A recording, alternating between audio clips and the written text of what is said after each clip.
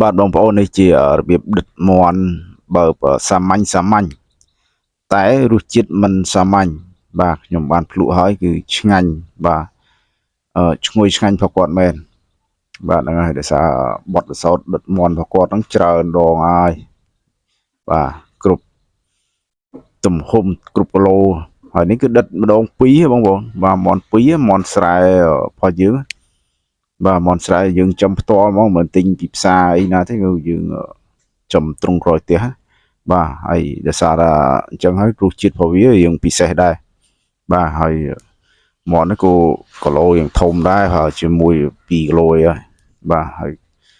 តើបងប្អូនហើយអញ្ចឹងបងប្អូនមកមើលរបៀបដែលគាត់ផ្សំគ្រឿងបាទមានដូចជាខ្ទឹមគាត់មកខ្ញុំឃើញគាត់វាយខ្ទឹមដាក់ឲ្យថែមប្រេងខ្យងទៀតបាទហើយអូនក៏ថែមទឹកស៊ីអ៊ីវទឹកអីទៀតបាទហើយការដិតរបស់គាត់ហ្នឹងគឺរបៀបដែលថាសាមញ្ញធម្មតាបាទរបៀបដែលបងប្អូនអាចនៅផ្ទះធ្វើបានណាវាមិនអញញ៉ៃច្រើនប៉ុន្តែរសជាតិវាឆ្ងាញ់បាទហើយគាត់មានថែមទៅរ៉ូឌីថែមទៀតបាទគ្រឿងហ្នឹងក៏វាមិនអញញ៉ៃដែរដូចជាមានមិញដូចជាពេញខ្យងទឹកស៊ីអ៊ីវហើយរ៉ូឌីតិចហើយថែមដូចស្ករហើយនឹងប៊ីចេងទេតែដូចអត់ឃើញថែមអំបិលហើយព្រោះយើងដាក់ទឹកស៊ីអ៊ីវវិញខ្យងហើយគឺមិនបាច់ទេហ្នឹងហើយអញ្ចឹងយើងថែមតាប៊ីចេងហើយស្ករតិចទៅថែមរយលឿនថែមទៀតទៅបាទហើយក៏ចាប់ដើមច្បល់ឲ្យវាចូលនេះណាឲ្យ